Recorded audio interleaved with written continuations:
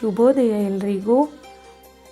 ಯಾರೆಲ್ಲ ನನ್ನ ಈ ಹೊಸ ಪ್ರಯತ್ನಕ್ಕೆ ಸಪೋರ್ಟ್ ಮಾಡಿ ನಮ್ಮ ಚಾನಲ್ನ ಸಬ್ಸ್ಕ್ರೈಬ್ ಮಾಡಿ ವಿಡಿಯೋ ನೋಡ್ತಾ ಇದ್ದೀರಾ, ಅವ್ರಿಗೆಲ್ಲ ನನ್ನ ತುಂಬ ಹೃದಯದ ಧನ್ಯವಾದಗಳು.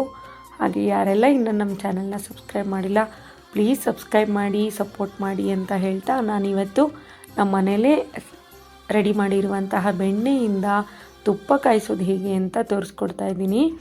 ನಾನಿಲ್ಲಿ ತುಪ್ಪ ಕಾಯಿಸಲಿಕ್ಕೆ ಮೊದಲು ಒಂದು ವೀಳ್ಯದೆಲೆ, ಹಾಗೆ ಸ್ವಲ್ಪ ಅರಿಶಿಣದೆಲೆ, ಅರಿಶಿಣ ಪುಡಿ, ಅಚ್ಕಾರದ ಪುಡಿ, ಮೆಂತೆಕಾಳು, ಹಾಗೆ ಬೆಳ್ಳುಳ್ಳಿ, ಉಪ್ಪು, ಒಂದು ಏಲಕ್ಕಿ, ಹಾಗೆ ಒಂದು ಲವಂಗನ ರೆಡಿ ಮಾಡಿ ಇಟ್ಕೊಂಡಿದ್ದೀನಿ.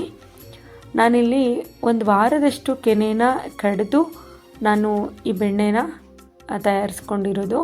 ಒಂದು 4ರಿಂದ 5 ಸಾರಿ ಚೆನ್ನಾಗಿ ನೀರಲ್ಲೇ ತೊಳ್ಕೊಂಡ ನಂತರ ನಾನಿಲ್ಲಿ ತುಪ್ಪ ಕಾಯಿಸ್ಲಿಕ್ಕೆ ಇಡ್ತಾಯಿದ್ದೀನಿ. ನಾವಿದನ್ನು ಕಡಿಮೆ ಊರಿನಲ್ಲಿನೇ ಕಾಯಿಸ್ಬೇಕಾಗತ್ತೆ.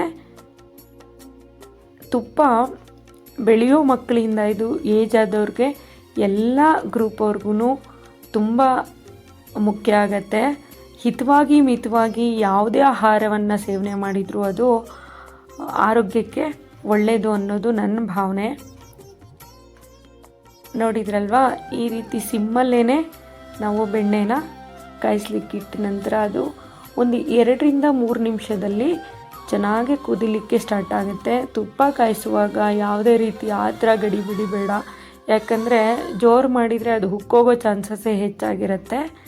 ಆದ್ದರಿಂದ ಇದನ್ನು ಒಂದು 2ರಿಂದ 3 ನಿಮಿಷದಲ್ಲಿ ಸಿಮ್ಮಲ್ಲಿಟ್ಟು ಕಾಯಿಸಿದರೆ ಈ ಥರ ಕುದಿಲಿಕ್ಕೆ ಸ್ಟಾರ್ಟ್ ಆಗುತ್ತೆ.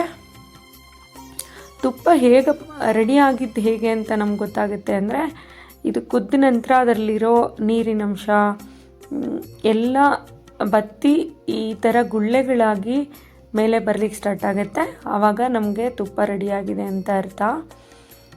ನೋಡಿದ್ರಲ್ವಾ, ಈ ರೀತಿ ಬಬಲ್ಸ್ ಎಲ್ಲ ಸ್ಟಾರ್ಟ್ ಆದ ನಂತರ ನಾನು ಇದಕ್ಕೆ ರೆಡಿ ಮಾಡ್ಕೊಂಡಿರೋವಂತಹ ಎಲ್ಲ ಐಟಮ್ಸ್ನ ಇದರಲ್ಲಿ ಹಾಕ್ತಾಯಿದ್ದೀನಿ.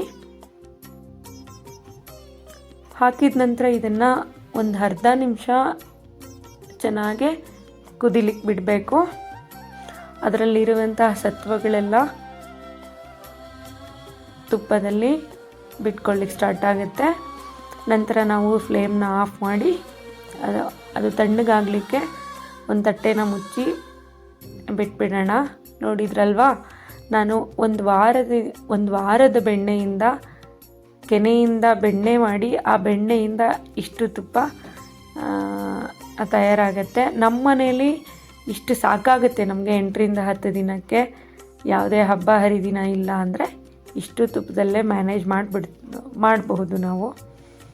ಮ್ಯಾನೇಜ್ ಮೀನ್ಸ್ ಒಂದೊಂದು ಸ್ಪೂನು ತುಪ್ಪ ತೊಗೊಂಡ್ರೂ ಇಷ್ಟು ತುಪ್ಪ 1 ವಾರಕ್ಕೆ ಸಾಕಾಗುತ್ತೆ. Thank you for watching.